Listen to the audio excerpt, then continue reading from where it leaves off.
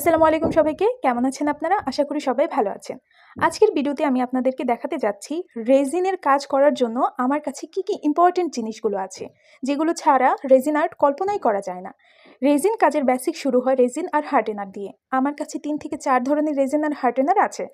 কেন একসাথে এতগুলো? কারণ রেজিন প্রজেক্ট ভেদে ভিন্ন ভিন্ন কোয়ালিটি লাগে, কখনো পাতলা, কখনো মোটা, কখনো খুব বেশি ক্রিস্টাল ক্লিয়ার। এই ভিন্নতার জন্য আলাদা আলাদা রেজিন রাখতে হয়। এখন আসি মাইকা পাউডারে। দেখতেই পাচ্ছেন আমার কাছে অনেক রঙের মাইকা পাউডার আছে। এগুলো রেজিনে ব্যবহার করলে দারুণ শেড আর পার্ল ইফেক্ট আসে। যেমন ধরুন gold, silver, blue, green, pink, যত রঙেরই শেড চান মাইকা পাউডার দিয়ে সহজে করা যায়। এরপর আছে কালার পিগমেন্টস। এগুলো হচ্ছে রেজিনের প্রাণ বলা হয়, কারণ শুধু ট্রান্সপারেন্ট রেজিনে কাজ করলে সেটা হয়তো সুন্দর দেখাবে, কিন্তু আসল ভিন্নতা, আসল রঙের খেলা আসে এই কালার পিগমেন্টস থেকে। ডার্ক, লাইট, নর্মাল যেমন চান তেমন রং তৈরি করা যায়। রেজিনে গ্লিটার্স একটা আলাদা ম্যাজিক যোগ করে। আমার কাছে অনেক রঙের গ্লিটার্স আছে, সোনালি, রূপালি, নীল, সবুজ ইত্যাদি। এগুলো মিক্সড করলে কাজের ভেতর ছোট ছোট তারা ঝলঝল করে ওঠে। যারা ঝকঝকে লুক পছন্দ করেন তাদের জন্য গ্লিটার একদমই পারফেক্ট। এর পাশাপাশি আছে ফয়েলস, গোল্ড, সিলভার, কপার ইত্যাদি।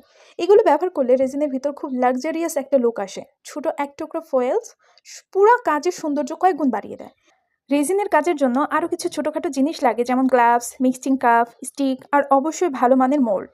তবে মোল্ড নিয়ে আজ আমি বিস্তারিত বলবো না, কারণ সেটা রাখছি পরের ভিডিওর জন্য।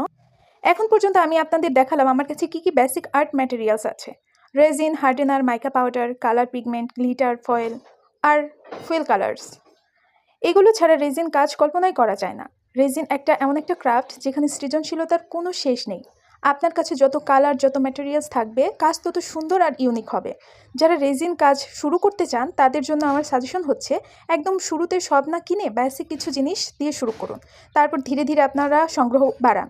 রেজিন কাজ শুধু আর্ট না, এটা আসলে এক ধরনের থেরাপি। যখন বসে মন দিয়ে রং মিশিয়ে কাজ করবেন তখন সত্যিই অনেক শান্তি লাগে।